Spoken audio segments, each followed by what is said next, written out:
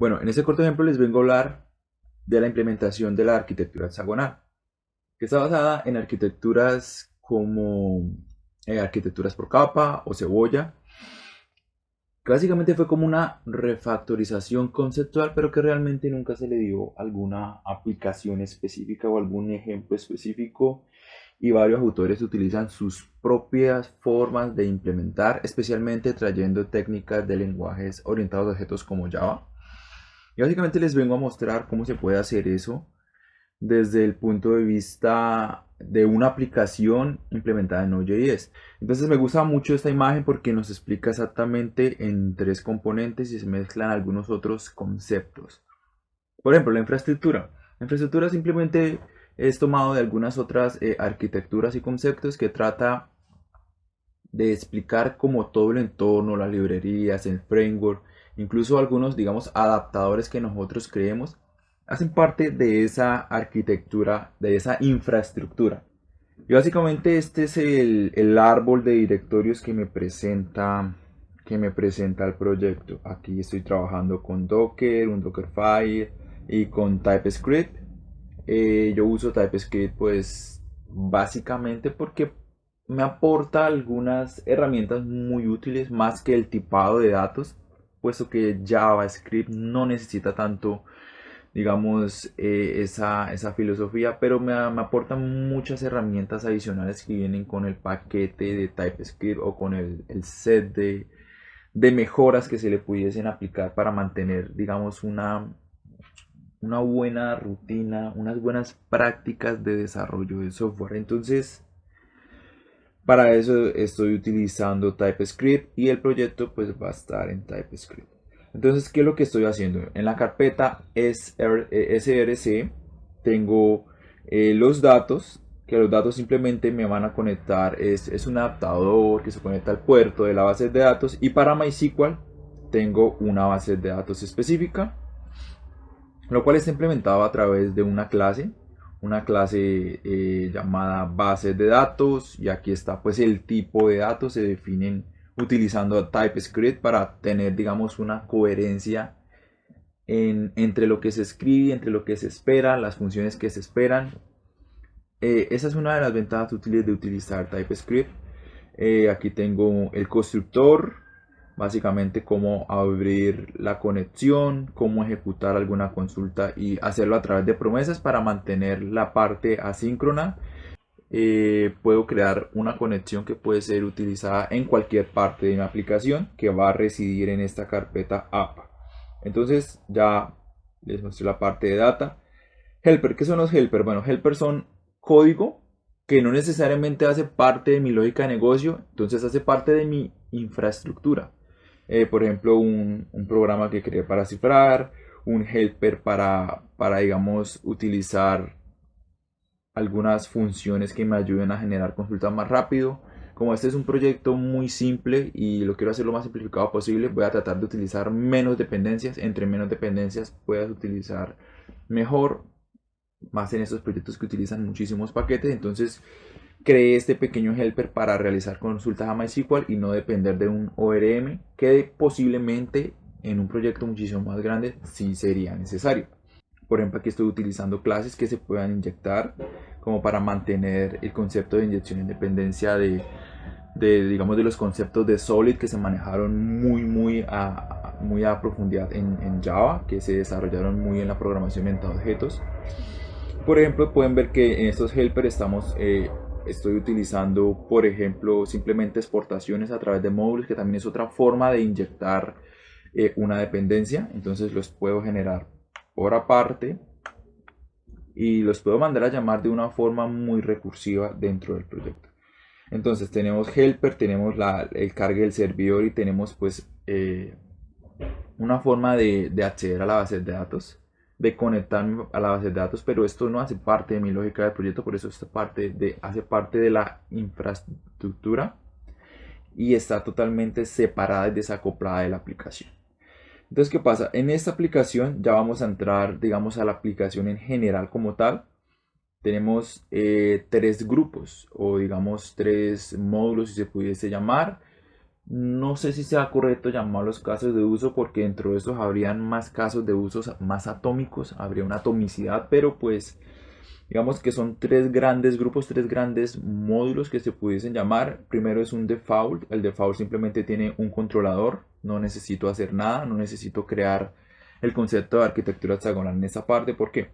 Porque simplemente la ruta, que es la ruta default, me va a cargar el get default, que simplemente es un mensaje cuando accedemos al API. Y simplemente es un hola que va a estar cifrado. Aquí estoy utilizando la librería, el helper como tal, que hace parte de la infraestructura, pero no tiene nada que ver con mi lógica de negocio. Entonces, simplemente esta sección de default de mi proyecto simplemente me muestra un mensaje y hasta ahí llega. Entonces tengo ya dos, que es la parte de producción.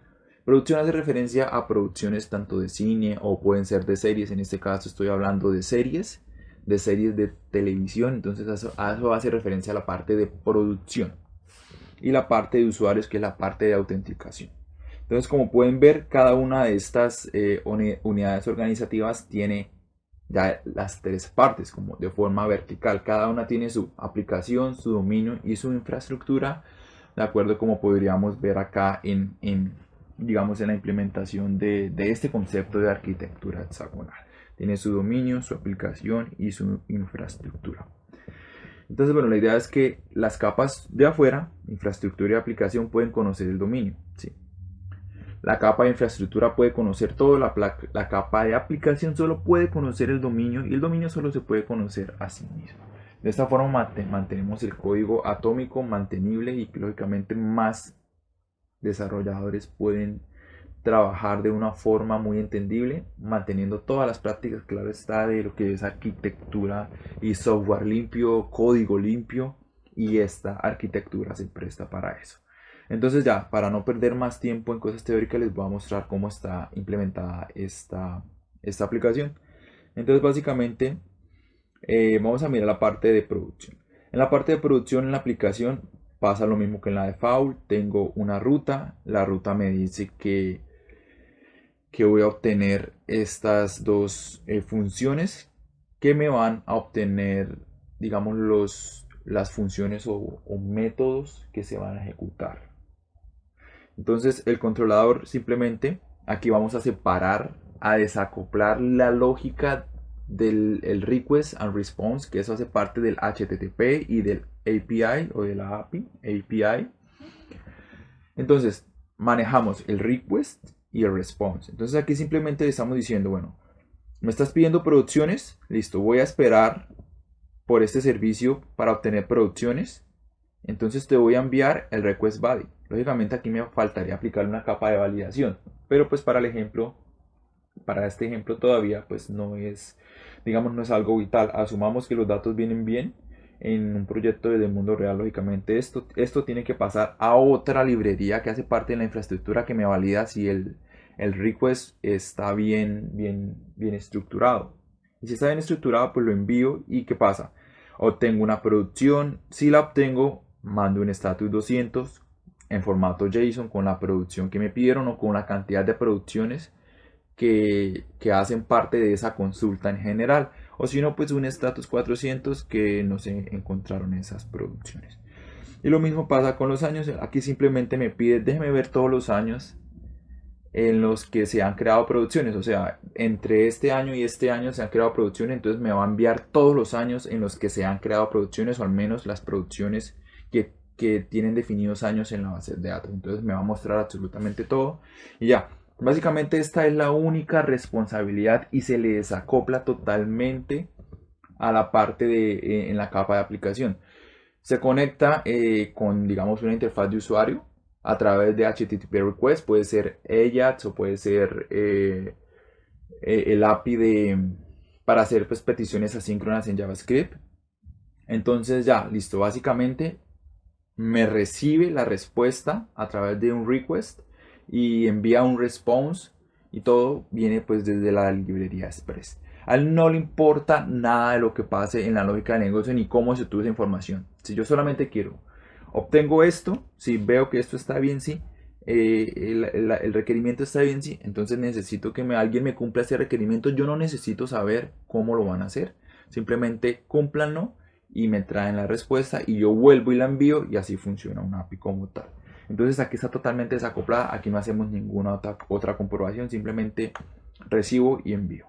Entonces la ruta me deja utilizar estos dos métodos, getProduction y getProductionYears. Entonces básicamente ya con esto tenemos lo que es un API, pero entonces tú dices, bueno, pues entonces getProductionYears, ¿cómo funciona? Listo, esto ya hace parte de otra capa. Entonces esto sí ya va más acoplado, o más acoplado no, le concierne más a la lógica del negocio. Entonces aquí tenemos el dominio. Entonces en el dominio vamos a tener modelos. Y mucha gente se preguntará, ¿qué son modelos? Básicamente son definiciones en TypeScript. Por ejemplo, aquí tenemos una interfase donde decimos cómo va a estar estructurada la producción. Me va a recibir, todos son strings, entonces los tipos de datos de cada parámetro de ese objeto JSON van a ser string y los años pues va a ser una cadena en un string. Los modelos me sirven para definir tipos de datos, digamos, más especializados acorde a mi necesidad. Por otro lado tenemos repositorios, que es muy parecido a los modelos, es utilizar interfaces para definir no tanto los tipos de datos, sino los métodos que se van a utilizar. Entonces, ¿qué métodos estamos definiendo? GetProductions y GetProductionYears. Entonces, es una promesa que me va a volver los años, que es el formato string. Y aquí me va a decir que va a obtener una producción que es del tipo producción, que ya vimos que son puros strings. Y me va a devolver una promesa con el mismo tipo de producción, que me va a volver ese mismo objeto JSON ya con, digamos, con más iteraciones o con más datos acerca de una o muchas posibles producciones. Entonces es como crear un contrato entre los métodos y las variables que voy a definir y los tipos de datos que se van a utilizar como para tener un sentido global de todo lo que se va a realizar. Para tener esa consistencia, para eso se utiliza perfectamente TypeScript. Entonces aquí en la parte de servicios tengo el índice y tengo el production service. Como pueden ver, básicamente es una función currificada, o sea, se llama getProductions, que me va a recibir una función y me va a regresar otra función. Entonces básicamente es como si tuviese una entrada de parámetros de función, de dos funciones, que me van a empaquetar una única función. Este concepto puede llegar a ser un poco complicado. Les recomiendo que busquen información de funciones currificadas o carrifying function en inglés.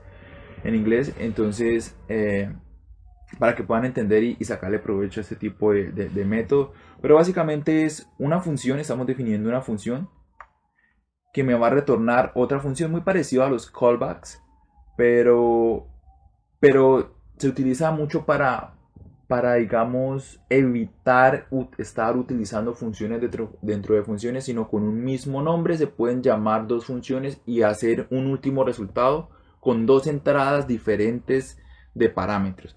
Pero ¿cómo así que dos entradas diferentes de parámetros? Aquí en el index se puede ver. En el index desacoplamos y este va a ser nuestra entrada y cómo vamos a proporcionarle una función a la aplicación, que es acá en el controlador, pero sin que él se entere cómo funciona nuestra lógica de negocio. ¿Listo? Entonces, ¿qué es lo que pasa? En el index vamos a llamar un production MySQL repository, que por cierto, esto hace parte ya también de la infraestructura. La infraestructura no solamente son cosas que están internas dentro de nuestra aplicación, sino externas, como les habíamos hablado en un principio, los helpers, y aquellos archivos que no hacen parte de nuestra aplicación. Entonces aquí tengo la implementación en la infraestructura. Simplemente son métodos con los cuales voy a pedir información de mi base de datos. Como puede ver, siempre trato de hacerlo lo más resumido posible. Generalmente esa implementación hubiese incurrido en el triple o hasta 10 veces más código, pero yo trato de simplificarlo todo posible y de la forma más limpia. Y básicamente, como se implementa en el contrato del repositorio que les había mostrado acá en repositorios, él me va a implementar estos dos métodos, que son los que vamos a utilizar en esta aplicación hasta el momento, según los requerimientos. Y se van a implementar acá en producción.mysql. ¿Y por qué le pongo producción.mysql? Porque es que yo perfectamente podía tener una producción.postgres, SQL Server, incluso no SQL, no SQL como un MongoDB. Entonces podía tener tres archivos iguales a estos y lo único que cambiarían, pues la implementación se mantiene igual, lo único que cambiaría serían, pues sí, digamos si tuviesen que utilizar palabras reservadas, por ejemplo en MongoDB, tendría que cambiar esa implementación un poco, pero se mantendría, en la capa core se mantendría totalmente igual. ¿Y por qué se mantendría igual? Pues porque acá en el índice yo decido a quién llamar. Entonces acá simplemente podía hacer producción.mysql o podía hacer .postgres, .sql server, SQL server, podía hacer .mongodb y básicamente sería lo mismo. Este repositorio se lo inserto a esta función, que al mismo tiempo esta función va a ser el servicio que le voy a compartir en la parte de la ruta y del controlador para que hagan la respuesta del API. Entonces, básicamente estos son los dos servicios que les voy a compartir. Que en primera instancia ya les estoy mandando el repositorio de la base de datos. Y en segunda instancia, cuando aquí en la capa de aplicación me envíen la producción, entonces él ya va a tener la implementación de los métodos de bases de datos para hacer la consulta y al mismo tiempo me va a tener los datos para hacer esa consulta. Entonces es una forma de utilizar todos estos conceptos de Java para simplificar. Incluso el modelo de arquitectura hexagonal, que he visto modelos que son innecesariamente, y se puede decir que algo tonto, una implementación tan grande para generar, digamos, en inicio una concepción de toda esa filosofía, que realmente se puede simplificar de esta forma, de una forma más vertical, de una forma más intuitiva, de una forma utilizando todas las buenas prácticas de código limpio. Como es una API, entra a través de la ruta. ¿Cuál es la ruta? Por ejemplo, get productions, get ERs. Y el controlador me va a decir que va a utilizar estos servicios para acceder a esas respuestas. Estos servicios están definidos acá en los servicios, que básicamente me va a definir que tengo que recibir un objeto desde la entrada de la API y al mismo tiempo él me va a inyectar un repositorio de la base de datos que nosotros queramos. ¿Para qué? Para que en este caso, en este repositorio con esa información, podamos generar una producción. Aquí tenemos una pequeña validación, aunque no es lo más adecuado hacerlo acá, lo hice por algo provisional, y podamos también obtener acá también los años de la producción, que es simplemente un select hecho a una vista. Después les voy a comentar por qué hay que utilizar vistas en estos casos, para evitar crear más código en nuestra capa de negocio que realmente no debe pertenecer a nuestra capa de negocio. El de datos es un microservicio, y de hecho aquí está como un microservicio independiente. Los datos, y aquí tengo una aplicación en realidad que más adelante le muestro cómo consume estos servicios, pero son servicios independientes donde cada uno tiene su responsabilidad y no hay que mezclar y acoplar responsabilidades que no nos pertenecen. Por eso aquí lo obtengo a través de una vista, y aquí por ejemplo en esta parte tengo una lista de la información de las producciones, que con esto me evito hacer un join, me evito depender de un ORM, me evito depender de crear funciones que luego voy a tener que testear, que de hecho en un principio debía haber creado los tests para esas funciones. Pues como ya no voy a utilizar esas funciones, simplemente ya no voy a tener que hacer test. Entonces mi lógica de negocio se va a reducir y mi tiempo de programación en la lógica de negocio de la API se va a reducir. Entonces básicamente se puede resumir, esta pequeña parte es como para que tengan una visión global, porque sé que de pronto se pudieron haber confundido porque les estoy dando muchísima información en muy poco tiempo. La aplicación funciona es que a través de la ruta, que tengo la ruta principal y la ruta de años, me va a enviar o las producciones o los años de esas producciones, que son dos métodos sacados del controlador. El controlador lo único que hace es que me separa la lógica del HTTP request, dice recibo esta request y envío esta response. y ya, yo no sé cómo funciona eso, pero yo espero que ese servicio me responda con esa funcionalidad. Y así es.